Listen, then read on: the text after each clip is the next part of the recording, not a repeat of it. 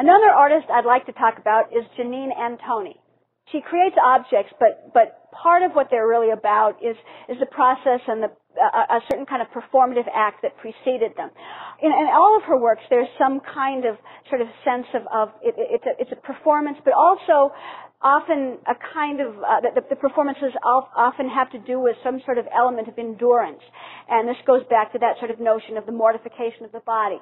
This is an image called Butterfly Kisses, and it's got kind of these little delicate black kind of flecks on this white field.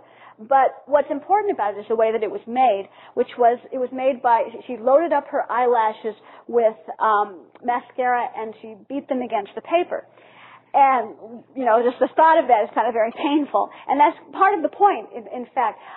Very often in her work, there's this element of kind of endurance, of undergoing some kind of a process which then leads to a certain purification. And I think that's even clearer she did a whole series of works that were involving lard and chocolate. And this one is called Lick and Lather. And it consists of two sets of busts.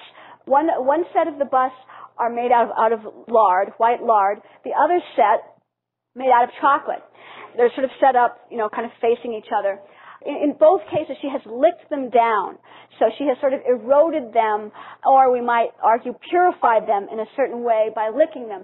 In the lard one that you just saw, the face of the figure is almost totally gone. Here, it's generalized. It's beginning to sort of melt away, but still recognizable.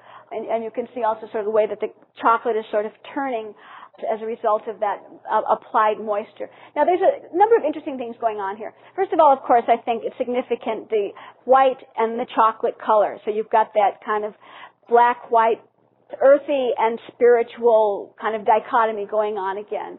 Then you also have the element of physical endurance and pain, because one of the things that she talks about in doing these works with lard and chocolate is when you lick or you chew lard or chocolate for a long period of time, which she did, you end up breaking out with canker sores. I mean, it's really a painful kind of operation.